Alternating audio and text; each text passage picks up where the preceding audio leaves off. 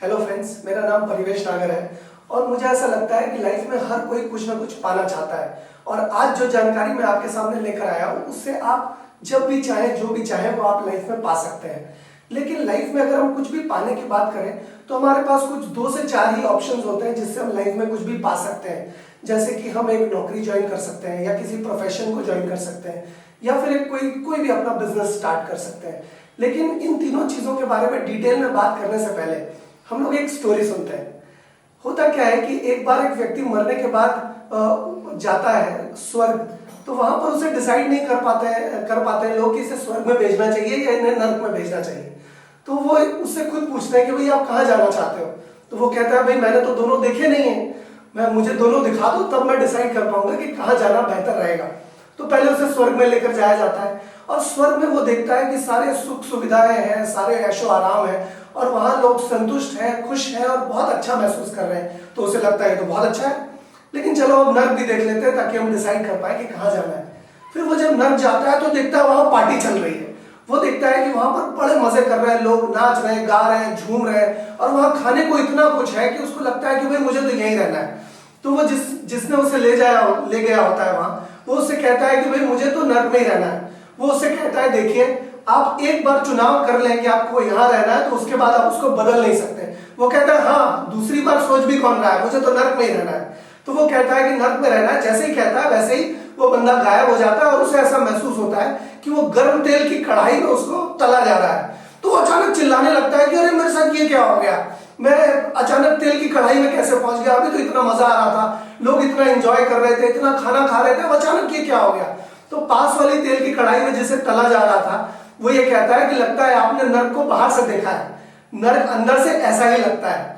ठीक ऐसा ही होता है जब हम लोग किसी नौकरी के बारे में बात करते हैं तो बाहर से देखने में नौकरी बड़ी सुहानी लगती है, लेकिन जब हम नौकरी के अंदर जाते हैं तो एग्जैक्टली वैसी ही फीलिंग आती है जैसी तेल की कढ़ाई में हमें उबाला जा रहा हो। क्योंकि जब हम नौकरी में ज्वाइन करते हैं तो हम कितने बजे ऑफिस जाएंगे ये हमारा बॉस डिसाइड करते हैं, हम कितने बजे ऑफिस से बाहर आएंगे हमारे बॉस डिसाइड करते हैं, हम क्या काम करेंगे हमारे बॉस डिसाइड करते हैं, किन कपड़ों में हम ऑफिस जाएंगे ये भी हमारे बॉस डिसाइड करते हैं, और हमें कितने पैसे मिलेंगे ये भी हमारे बॉस डिसाइड करते हैं, हम कितने बजे ऑफिस से वापस आएंगे या नहीं आएंगे ये भी हमारे बॉस डिसाइड करते हैं। यानी कि हमारी लगाम या हमारा रिमोट कंट्रोल जो है वो हमारे बॉस के हाथ में होता है। और आजकल अगर जॉब की बात करें तो जॉब का सिनेरियो कुछ ऐसा है कि लोग बहुत ज्यादा है और जॉब बिल्कुल कम। और अभी आने वाले समय में ऐसे रोबोट्स हमारा काम करने वाले हैं जो कि 30 आदमी का या 20 आदमी का या 50 आदमी का काम अकेले करेंगे। और वो रोबोट्स ऐसे होंगे जो छुट्टी भी नहीं मांगेंगे, वो रोबोट्स ऐसे होंगे जो पॉलिटिक्स भी नहीं करेंगे, वो रोबोट्स ऐसे होंगे जो थकेंगे नहीं, 24 घंटे काम कर सकेंगे और वो 20, 30 या 50 आदमी से भी आधे पैसे में वो सारा काम कर देंगे। इसके अलावा आर्टिफिशियल इंटेलिजेंस के नाम से एक चीज आने वाली है। 2025 तक ऐसा कहा जाता है कि बहुत सारा काम जो आज लोग कर रहे हैं वो आर्टिफिशियल इंटेलिजेंस के थ्रू 100 आदमी या 200 लोग या 300 लोगों का काम वो आर्टिफिशियल इंटेलिजेंस कर देगी और सिर्फ 1 से 2 लोग उसकी देख रेख करने के लिए चाहिएंगे। तो आज मेरा ऐसा व्यक्तिगत मानना है कि जब कोई नौकरी ढूंढता है तो किसी व्यवसायी के वहीं नौकरी ढूंढता है। यानी कि अगर बिजनेसेस नहीं होंगे तो नौकरी हम करेंगे किसके वहां, नौकरी ढूंढेंगे किसके वहां। इस वजह से नौकरी करने के लिए बिजनेसेस का होना बहुत जरूरी है। अब अगर बिजनेसेस की बात करें तो मैं समझता हूँ बिजनेस में भी पिछले काफी सालों में बहुत बदलाव आया है। यानी कि एक ट्रेडिशनल तरीका है काम करने का बिजनेस को और एक नॉन ट्रेडिशनल तरीका है बिजनेस को करने का। यानी कि ट्रेडिशनल तरीके जो बिजनेस के थे वो लंबे समय में उसमें बहुत सारे परिवर्तन आए, बहुत सारे बदलाव आए। ट्रेडिशनल तरीके में दिक्कत ये आती है कि कुछ वैसे ही तेल की कढ़ाई में उबले जाने जैसा महसूस होता है। यानी कि जब किसी व्यवसायी को हम देखते हैं, बिजनेस करने वाले व्यक्ति को हम दूर से देखते हैं तो हमें देखकर बड़ा अच्छा लगता है, हमें लगता है कि कितने पैसे कमा रहा होगा, कितना ज्यादा समृद्ध होगा, कितना खुशहाल होगा।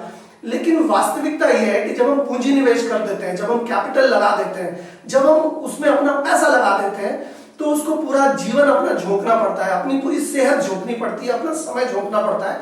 तब भी इस बात की कोई पक्की गारंटी नहीं होती है कि उसका बिजनेस चलेगा ही, क्योंकि ऐसी बहुत सारी और भी चीजें हैं जैसे टेक्नोलॉजी समय समय पर बदल रही है, ट्रेंड समय समय पर बदल रहे हैं और भी ऐसी बहुत सारी चीजें हैं जैसे अलग अलग समय पे अलग अलग चीजों का क्लिक होना ना होना।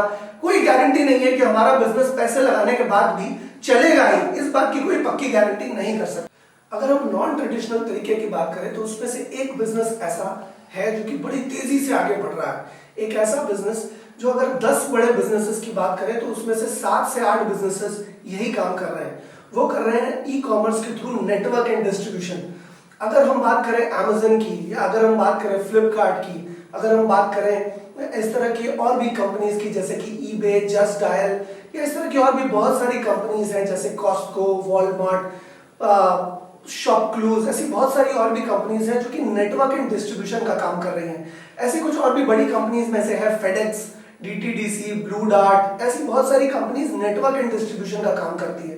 यानी कि अगर हम नेटवर्क एंड डिस्ट्रीब्यूशन का काम अगर अच्छी तरह से जान जाए और समझ जाए कि ये कैसे होता है तो हमारे आने वाले समय में बहुत ही ज्यादा फायदा हमें हो सकता है। अगर हम नेटवर्क एंड डिस्ट्रीब्यूशन की तरीके की बेसिक्स अगर समझ जाए, जान जाए कि किस तरह से होता है तो बहुत ही फायदा हमारे फ्यूचर में हमें हो सकता है। अब सवाल ये उठता है कि नेटवर्क एंड डिस्ट्रीब्यूशन तो ठीक है, लेकिन नेटवर्क एंड डिस्ट्रीब्यूशन करें किस चीज का? मेरे मानने में हेल्थ या न्यूट्रिशन या स्वास्थ्य एक बहुत अच्छी बड़ी क्रांति के तौर पे सामने आ रहा है। मैं समझता हूं कि हेल्थ के बारे में अगर हम अच्छी तरह से समझें और जानें तो हेल्थ के थ्रू हम नेटवर्क एंड डिस्ट्रीब्यूशन का काम बहुत अच्छी तरह से कर सकते हैं। मेरा मानना यह है कि आजकल जो भी व्यक्ति है वो पहले अपने स्वास्थ्य को दांव पे लगाकर अपने पैसे कमाने की कोशिश करता है और बाद में पैसे को दांव में लगाकर बहुत सारा स्वास्थ्य कमाने की कोशिश करता है और अंत में उसके पास दोनों ही चीजें नहीं रहती। और आज अगर हम बड़े बिजनेस हाउसेस की बात करें तो हर कोई हेल्थ केयर की तरफ जा रहा है, हर कोई हॉस्पिटल्स में हॉस्पिटल की चेन या पैथ लैब्स की चेन लेकर के आ रहा है, क्योंकि उन लोगों को पता है कि आजकल लोग निरोगी नहीं मरते, आजकल लोग बहुत रोगग्रस्त जीवन जी रहे हैं और बीमारियां आने वाले समय में जी हाँ काफी बढ़ने वाली है। इसकी वजह से अगर हम ऐसे बिजनेस में रहें कि हम लोगों को बीमार पड़ने से रोक सकें, बीमार पड़ने से उनको बचाया जा सके, तो ये बिजनेस आने वाले समय में बहुत ही अच्छा हो सकता है।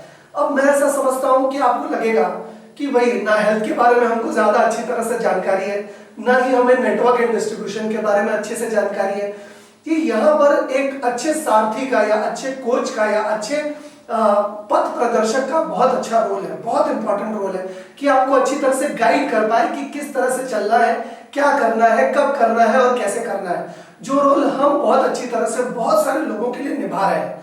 और अगर आप इन दोनों चीजों के बारे में डिटेल में जानना चाहते हैं, अच्छी तरह से जानकारी इकट्ठी करना चाहते हैं और आप भी इस चीज को करना चाहते हैं तो बेशक कर सकते हैं। क्योंकि अगर नॉर्मल डिस्ट्रीब्यूशन सिस्टम की या नॉर्मल बिजनेस की, ट्रेडिशनल बिजनेस की बात करें तो वहां पर बहुत सारा कैपिटल हमें लगाना पड़ता है, लेकिन इस बिजनेस में हमें बहुत सारा कैपिटल लगाने की कोई जरूरत नहीं है। कुछ बेसिक चीजों की जानकारी से हम अपने इस काम को स्टार्ट कर सकते हैं और धीरे धीरे जैसे जैसे समय आगे जाता है हम बहुत अच्छा डिस्ट्रीब्यूशन सिस्टम अपने लिए खड़ा कर सकते हैं।